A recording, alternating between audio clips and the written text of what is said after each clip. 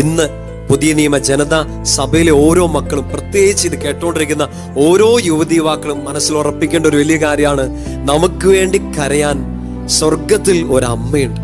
ആ അമ്മ സ്വർഗത്തിൽ അവിടെ ചുമ്മാ കൈയും കെട്ടിയിരിക്കുകയല്ല, നമ്മുടെ കൂടെ നമ്മളെ വട്ടം പിടിച്ച്, നമ്മളെ പൊതിഞ്ഞു പിടിച്ച്, നമ്മൾ വീണു പോകാതെ നമുക്ക് വേണ്ടി പ്രാർത്ഥിക്കുന്ന ഒരമ്മ നമുക്കുണ്ട്.